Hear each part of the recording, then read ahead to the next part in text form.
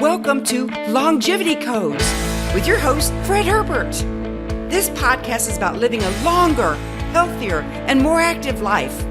Each week, Fred shares strategies from experts about not only living longer, but helping us discover our personal longevity codes to live life to the fullest. This podcast is sponsored by RedoxLongevity.com, where we'll discover what experts are calling the most amazing breakthrough in our lifetime that affects health, anti-aging, and sports performance. Learn more at RedoxLongevity.com. That's www.RedoxLongevity.com. And now, here's our host, Fred Herbert. In this podcast, we'll be talking about the first big step we have to take as we explore the longevity codes. This code is very simple. Don't get sick. I know that sounds simplistic, but it's true. If we can prevent any of the major diseases, it's a given that we're going to live longer. Benjamin Franklin said, quote, "An ounce of prevention is worth a pound of cure." While he was talking about fire safety, it also applies to health. Even though that makes so much sense, it's seldom put into practice. I started thinking about this the other day when I met a guy who was talking about psoriasis, which is a skin disorder that can be quite serious. He was mentioning that often someone with this disease will find a drug that helps, but after being on it for a while and the condition clears up, they go off the drug. And of course, the psoriasis comes raging right back. We went on to discuss how the same thing happens with many prescription drugs. A Mayo Clinic study stated that approximately 50% of patients don't take their medication as prescribed. I'm sure there are many reasons for that, but I have my own theory. The light bulb went off for me. Why don't we do what we need to do to prevent or treat illness? Drum roll, please. Here's what I came up with. If we can't see it, we have difficulty connecting the dots. Let me give you an example of someone I met with type 2 diabetes. He had it for more than a decade. I'm sure his doctors told him to get his blood sugars under control and to get his A1C down, but he swears he had no idea how damaging it was to consistently have blood glucose levels reading in the 300 to 400 range. He just didn't feel that bad, so he didn't do anything about it. Now he's fighting serious diabetes-related complications because of all those years of high blood sugars. This goes back to my theory. If you can't see or feel it, you just block it out of your mind. We see this kind of thing all the time. The smoker knows intellectually the long-term damage of cigarettes, but it happens so slowly and it's invisible until it's too late. And the alcoholic, they can't really see or feel the damage to their liver until it's also too late. Let's take a look at the other side of this equation. When there are things we can do daily to prevent disease, why don't we do that? I think the same thing applies. We don't always see the results, so we stop taking the preventive actions. How about eating organic food? Approximately 30% of U.S. households use organic foods, and of that 30%, I'm sure only a few are eating only organic. Why so few when we know that organic foods have more nutrients, less pesticides and chemicals, and are just plain healthier? I think it goes back to the same issue. It not only costs more for organic foods, but it doesn't taste that much different. It's a great prevention strategy, but you don't feel any different right this minute. It could take years of eating organic foods to make a difference in your health, but you may not be able to pinpoint that that's why you're so healthy. Take me, for example. I'm very healthy in my mid-60s. I'm on no medications, and I can hop on my bicycle and ride with my wife 20 or 30 miles without a problem. I'm not trying to brag, but just making the point. I've been taking supplements for over 20 years and have eliminated most of the things I know would have long-term health consequences. But I can't say I'm perfect because I slip up now and then. I can't point to any one thing I'm doing and prove that's why I'm so healthy. But you can bet I plan to keep this up and keep adding new strategies as we break the longevity codes together in this podcast. My wife Tracy is another great example. She's had type 1 diabetes for over 40 years. Now, if you don't know, type 1 diabetes is the one that has no known cause or cure. It's type 2 diabetes that's the one that's 95% lifestyle related. When she got it at the age of 17, doctors told her she'd be dead in 20 years and have horrible complications. Well, she not only has no complications, in fact, she completed a solo bicycle ride a couple of years ago, 3,527 miles from San Francisco to New York City. When asked how she's accomplished this, she will mention her 3M formula: mind, mouth, and move. It's not one thing that she can point to, but years of health research and application to her own life. I'm going to interview her in an upcoming podcast and have her share how she's beaten the odds. Here's another prevention example. Let's look at vitamin C. Only 25% of Americans take vitamin C, even though it's well documented and well known that it's an incredible antioxidant. It boosts immunity and protects memory, as well as fights heart disease and other risk factors. Why only 25%? I think the answer's clear. If you start taking vitamin C for a few months, you don't feel any different.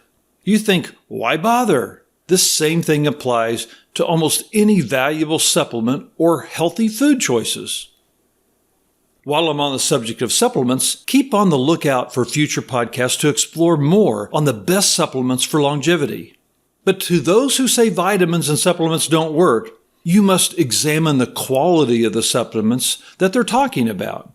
There is a whole science around the best time to take a supplement, the best form to take, the best dose, and even what it should be taken with. And don't get me started on the RDA. The RDA, or the recommended daily allowance, is really the minimum dose just to keep yourself alive and to keep from having major health issues. A good example is magnesium. Magnesium is known to help with blood sugar, blood pressure, and helps muscles to relax, just to name a couple of the benefits. You hear that magnesium is good for you, so you go to the nearest big box store and buy a cheap bottle of magnesium, right? You may not be helping yourself at all if you're not taking the right quality or the right form. For example, there's many forms of magnesium. The first one, magnesium sulfate, which is really Epsom salts. They help you relax your muscles and detox. Magnesium malate is good for improved energy and helps with muscle soreness. Magnesium threonate has been shown to support memory and brain health. Then there's magnesium chloride, and it's often used as a spray and absorbs well into your skin. Magnesium citrate will help with relaxation. Magnesium glycinate can help us sleep better. And then there's magnesium oxide, which is great for constipation. You see what I mean? This example with magnesium is common with many other supplements. Do your own research and make sure you focus on quality. It will cost more because the better ingredients cost the manufacturers more. But is it really more expensive? How costly is poor health? Think of the cost of waking up in ICU after a major health event. You've heard me say this before, health starts at a cellular level. We should be doing everything possible to give our cells what they need to be healthy. The problem is still the same. Some of what we have to do has to be based on logic instead of feeling. We should do things every day to support the health of our cells, despite whether we feel like it's working. We should know intellectually that over time this will pay off. There has to be an element of faith here. Here's what my wife and I do for our cellular health. We daily supplement our redox signaling molecules to help our cells communicate, repair, and regenerate. You can learn more about redox signaling molecules from our sponsor, redoxlongevity.com. Next, we take the best multivitamin money can buy. And believe me, there's a big difference between brands, and the cheap ones are just a waste of money. Another supplement we take for prevention is a powdered polyphenol extract that's full of superfruits like mulberries, blackberries, cranberries, blackberries, and the list goes on. Why? because it's very difficult to get the right amount of these important nutrients in our daily diet.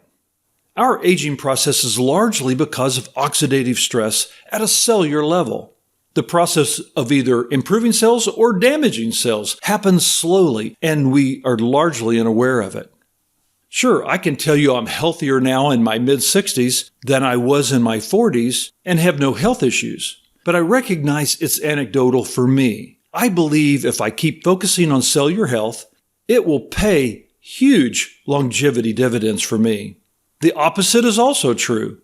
If we don't take care of our 75 trillion cells, at some point we'll pay for it in diminished health, diseases, quality of life, and of course, a shortened lifespan.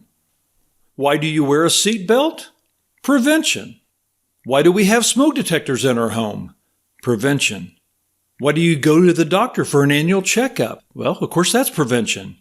Most of us don't smoke. Prevention, right? And why do we try to eat healthy? Prevention. Why do we have our kids or grandkids wear their helmets when they go bike riding? It's prevention. Just like you, I'm trying to be more intentional and make sure I'm not just doing it halfway. We need to be all in, or we'll look back and wonder, hey, what happened? A recent CDC report said, quote, many chronic diseases could be prevented, delayed, or alleviated through simple lifestyle changes. The U.S. Centers for Disease Control and Prevention estimates that eliminating 3 risk factors, poor diet, inactivity, and smoking, would prevent 80% of heart disease and stroke, 80% of type 2 diabetes, and 40% of cancer, end quote. So I ask you, do you have the proper focus on prevention in your longevity strategy? I believe that a focus on prevention will not only help us live more years, it'll help those last years of our lives be much more active and fulfilling. It's a known fact that the healthcare system in America is not prevention-focused, but rather treatment-focused. The pharmaceutical companies are focused on finding a drug to treat disease. Do you think they spend a minute on prevention? Of course not.